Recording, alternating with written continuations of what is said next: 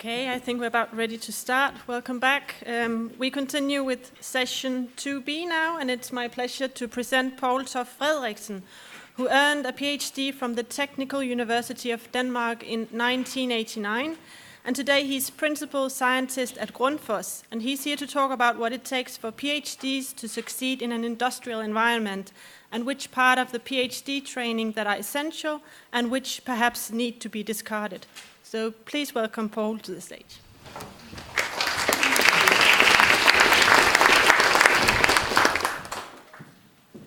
Let's see if I can get this to work. I can say just like Gilderoy Lockhart in Harry Potter, can everybody see me? Can everybody hear me? Excellent. Fish out of water. PhDs outside academia, what does it take to succeed? That's quite an ambitious headline, I'd say. And I'm a bit humbled by, that was perhaps not so bright putting that up. It promises a lot. What are my qualifications to talk about this? Well, as you heard, I have a PhD from 1989.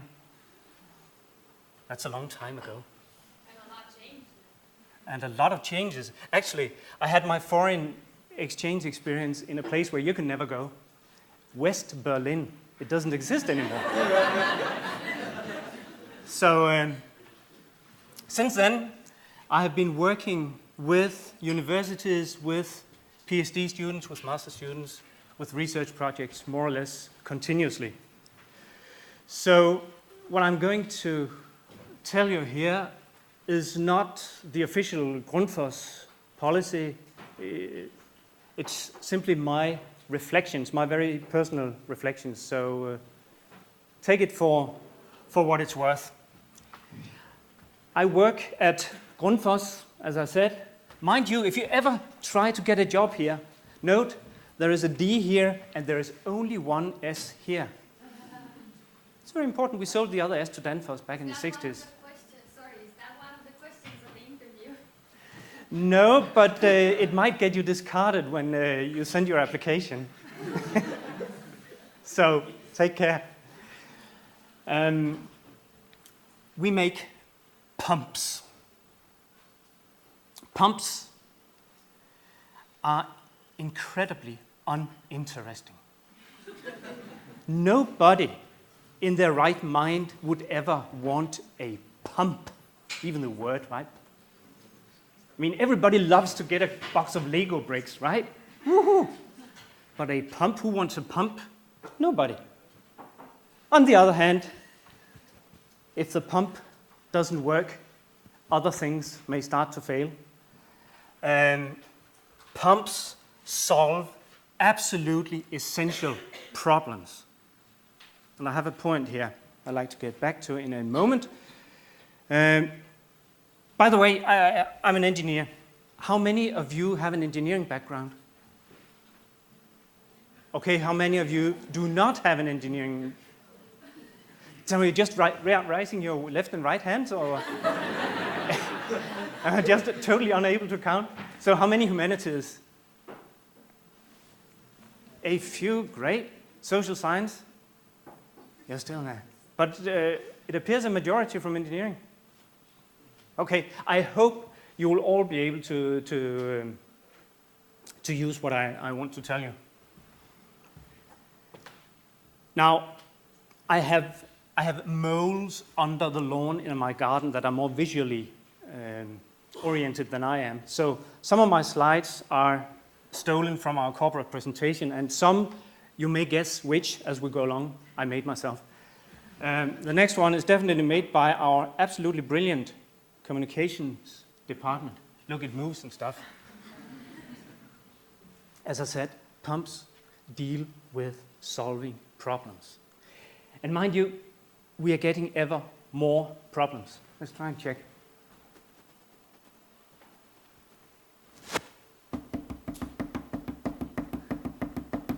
Every tap means that the population of this earth has increased by 1. Net 1. Can you imagine? We have climate change. And climate change, if you think about it, it's all about the water. It's all about the water that suddenly isn't where it should be or is where it shouldn't be.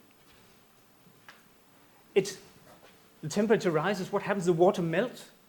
Climate change is all about the water. So the problems that pumps solve grow day by day. We have flood, we have drought.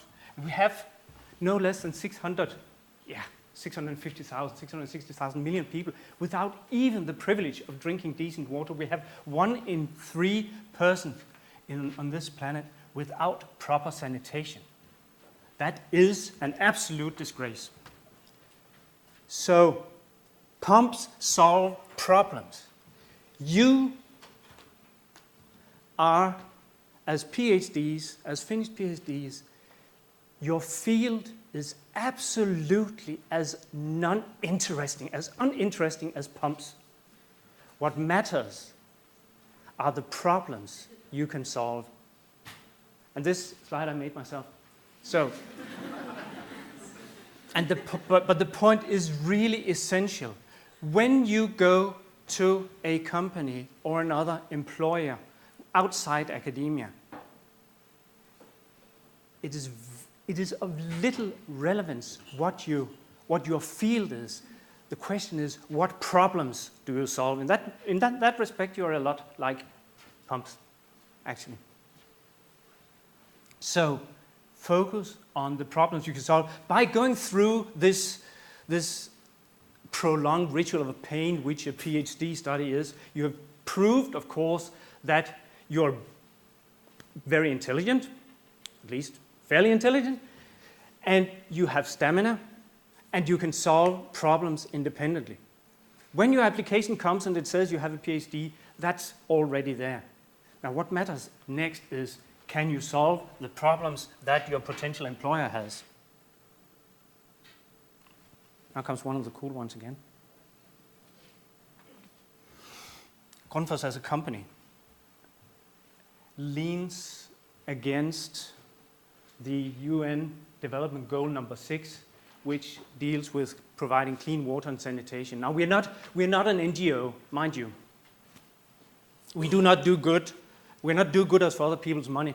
And 95% of what we do are not related to this, but the extra thing that we do deals with clean water and sanitation.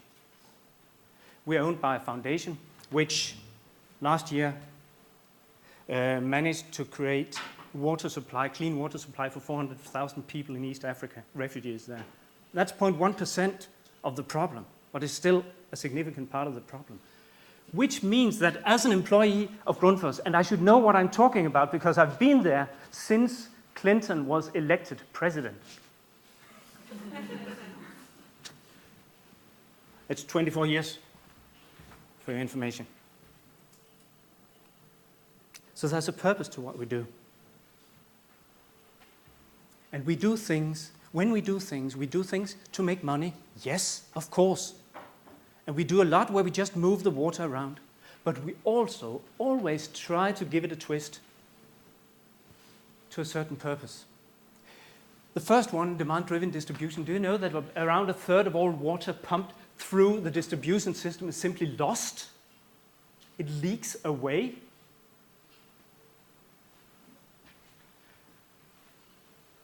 Water, sustainable water in developing countries, that was nothing about technology. Horrible to say for a guy like me. But it was all about the business model, actually. And then the baby that I showed you on the first picture, our small alpha pump, which saves up to 20% of it of the energy bill in private homes. That's not interesting. The really interesting part for me is that it removes from the EU CO2 budget, when we're fully phased in, around 40 million tons of CO2, which compares to 50% of the Danish emissions, cow farts included. So, we have a purpose of being here. We cannot always be working on our purpose. We also have to make money. But, what's this? I'm getting ahead of myself. I was bragging a little bit more about the problems we solve. I mean, 500 million people getting clean groundwater, blah, blah, blah, blah, blah. 400 million people getting heating, that's not as relevant in the future as it is today. And there is one thing, though, I'd say. We don't do clean water all the time, but we always have the focus on energy efficiency. Ever since I started, I've been working on projects more or less related to energy efficiency. And mind you, pumps consume 10% of all electricity generated. We know how to cut it by 40%, which means we could remove 4%, and by being market first movers, we drag the rest of them along, so we can make a significant difference. And that is what I thought I was saying now, is there must be a purpose to what you do. And this has nothing to do with you being PhDs. This has to do with you being a young person entering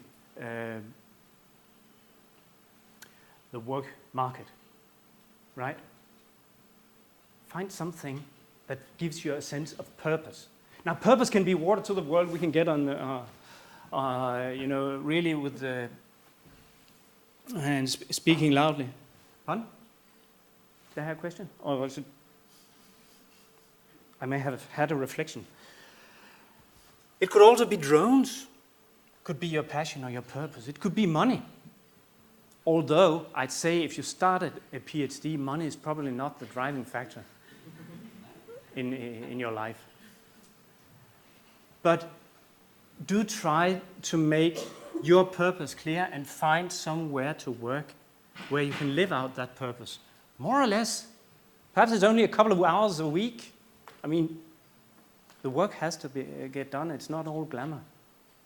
But make sure that your purpose in life aligns with the company you work for.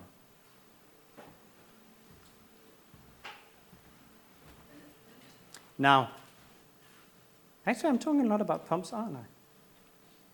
Just a couple of words of what kinds of PhDs, because pumps, that's something that just pushes water around, okay? It's actually pretty complex. We use fluid mechanics, motor technologies. I didn't do this slide either. Structural mechanics, hardware technology, by which we mean electronics, power and low power electronics. Sensors and control. Control is incredibly important. Did you know that this pump that has been exploded here, it's a good idea it's exploded, because when you collapse it, it looks like some kind of canned pork. But anyway, it's a pump for multiple family dwellings. It contains 7 microprocessors. Pumps are actually complicated business, and so will your work life be. We do even more. Materials, yes, of course, water treatment. One difference between private sector and academia is we have our yearly, organizational changes and new bosses with new ideas and new strategies and new PowerPoints. So until late last year, I worked in what was it called? Research and technology. Research and technology. Now it's technology and innovation. Anyway, the people stay the same. There are 119 employees here.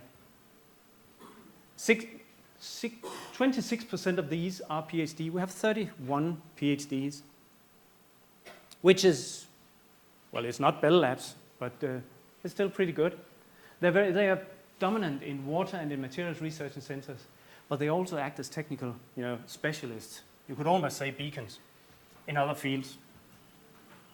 They are the go-to people because they have a very deep technical knowledge. Some, mind you, are actually going into management. And what really is a very strange experience for a person like me, I never thought it would happen, that I share employer with a sociologist.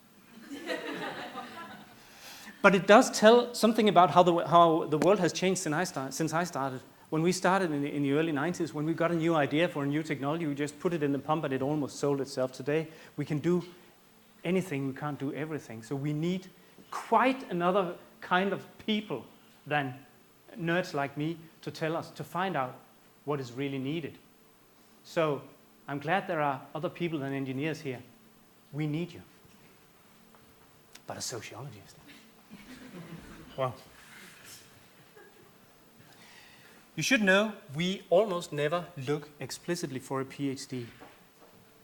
Most of the jobs we advertise look for a master's or a PhD in some field. You have an advantage. You've proven yourself, as I mentioned previously. So, it's not, I mean, I saw Aalborg University created, how many was it? 267 PhDs last year. I mean, there are lots of you. So just being a PhD does not, make the red carpet roll out, but it's okay. Your colleagues, as they are at the university, at large companies, your colleagues and your competition are international. That's very important. There's a little space up there. So what did they do right? They have, all of them, international experience. 2 of them we actually picked up in Saudi Arabia. Many from Holland, other places, Europe, US. How many of you have not been at least 6 months away from the country of your masters? So pretty few of you dare to admit you have not been half a year away. Okay, because you're brave, because of course you know my message is get out of here. Being abroad for a PhD is absolutely essential in my view, because you learn a cultural flexibility, which, as I recall, is the next one. Funny thing is that this academic culture, which is at universities and also at large companies in the academic departments, is extremely international. But you also have to work with the people in the workshop. That's why I say social flexibility. You have to communicate to them, you have to communicate to management, and you have to communicate to your peers. That can be a tremendous challenge, and that's why I put it up here explicitly. That's one of the things these wonderful young people succeed in doing. They also, of course, have strong technical competences or competences within whatever field we're working in. And as a PhD, you have a structured approach to problem solving. You can do it independently. That's what you'll be trained to do. But these are also fabulous team players. And there's a difference there sometimes. They have the ability to take on new fields. Now, honestly, if you have a PhD, what you learn, then you've been able to dig very deeply into some very narrow specialty. Now, what's really interesting for an employer is not your deep knowledge in that specific field. What is really interesting is your ability to go there. There's a huge difference here, okay? And it's your ability to dig deep that's interesting. Rarely your field. Actually, when I applied for my first job outside academia, I have a PhD in coherent optical communications, which died within 1 year of my thesis, and then just has been resurrected a couple of years ago. Totally dead field. I applied for a job. I came back to we were married, my wife, and said, they want me to do power electronics. I know nothing about power electronics. Oh, heck. You divide the frequency by a factor 1 billion and you increase the power level by a factor 1 billion. It's probably the same. So that's where I learned that my most important ability is actually the ability to go into new fields quickly in a structured way. And then I think we should also, any of you dare to admit you do not know what this means? Okay.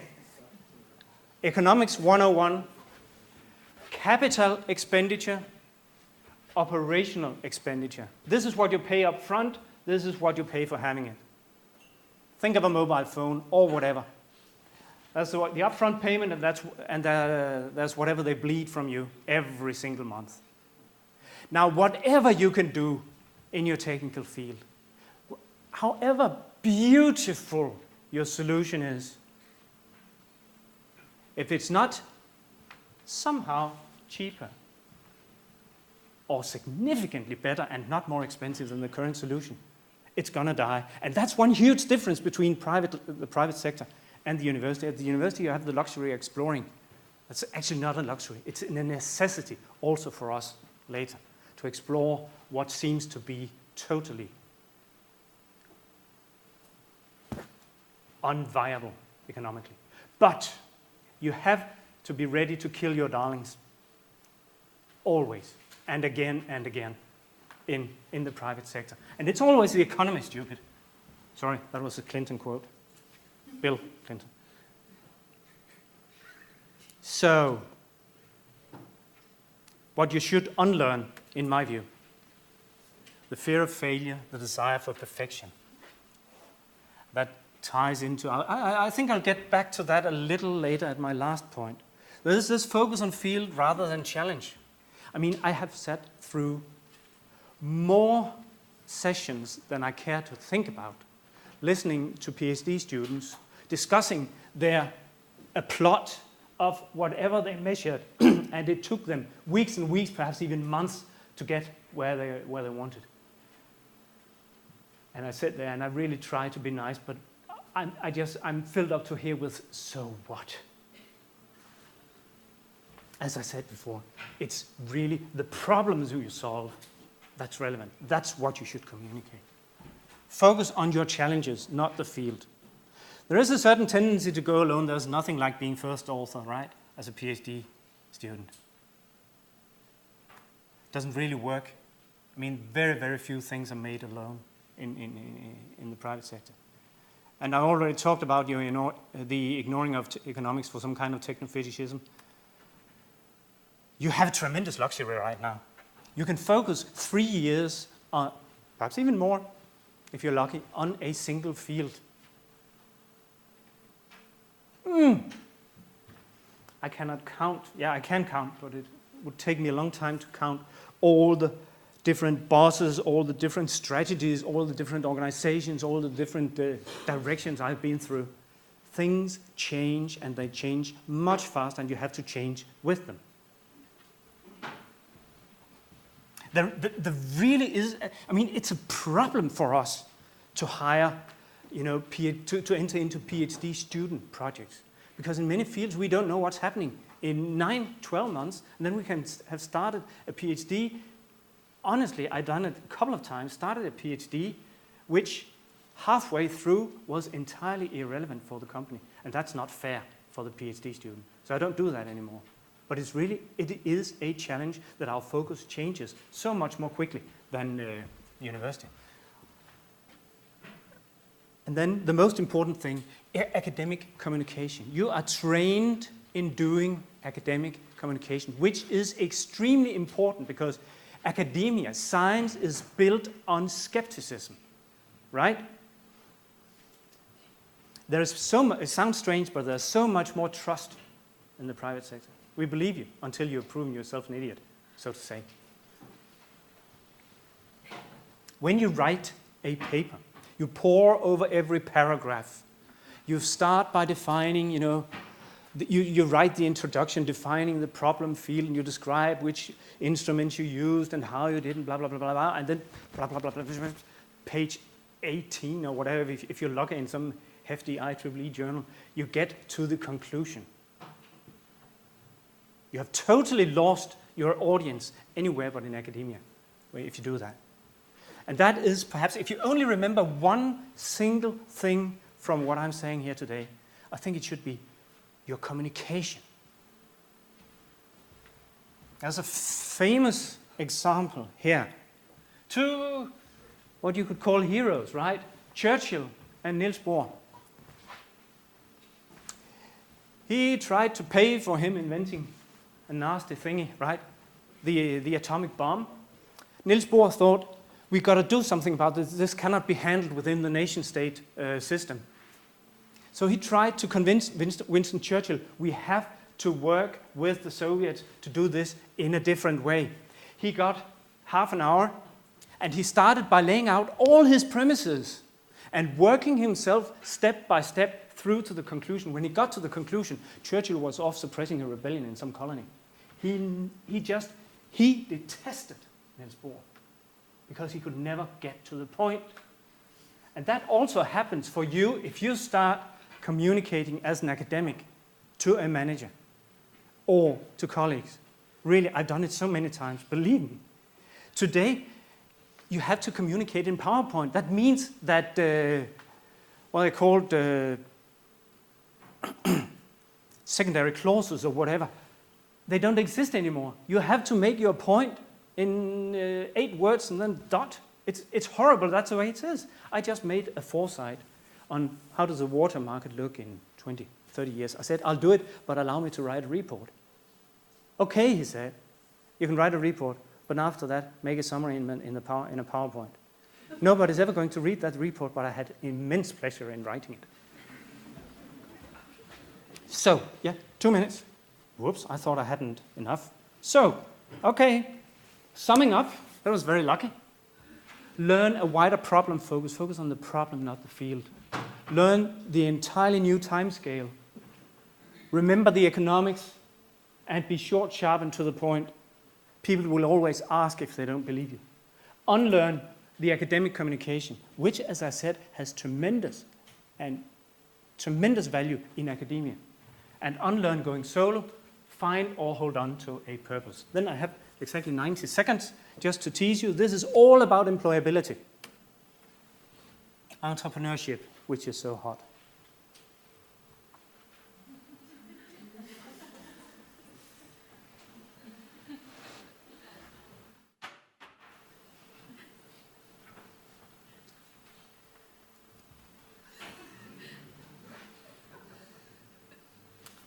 Bill Gates, Steve Jobs, Mark Zuckerberg, Brennan Page from Google never finished their PhD. I think one of these guys is still actually formally at Stanford. So if you want to be rich, don't finish your PhD. It teaches you the exact opposite of what you need to succeed in entrepreneurship. Of course, it's great if you start by being born white, male, American, rich, and so that you can afford going to the absolute top university in the US, and you love software. But anyway, I just want to say entrepreneurship and finishing a PhD, well, it doesn't help. It will help in employability, but that's quite different. So we have exactly 4 seconds for questions.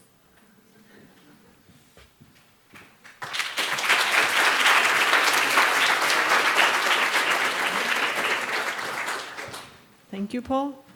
Any questions? Ionela Grigoraș from Aalborg University. How come Grundfos is not hiring PhD students? You said you're mostly looking for master students. Let me be more clear there.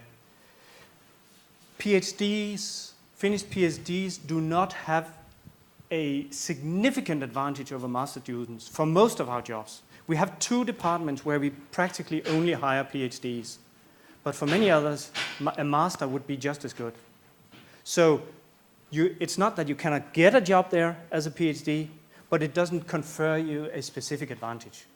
That's one thing. The other thing is employing PhD students at academic projects together with the university. We do that, but we're careful because we want to be sure that our attention is undivided through all 3 years. Does that answer your question? Yeah, but I have a second question. Yeah? Okay. What can a PhD do to actually get a higher chance to be employed at Grundfos? Spell the name right. Find out, try to investigate which of your skills could be employed at an advantageously by Grundfos. Focus on your offering to Grundfos. I can do this, and this, and this. One last question, anyone? The rest is silence. Okay. Well then, thank you, Paul. Thank Let's you. give Paul a big hand.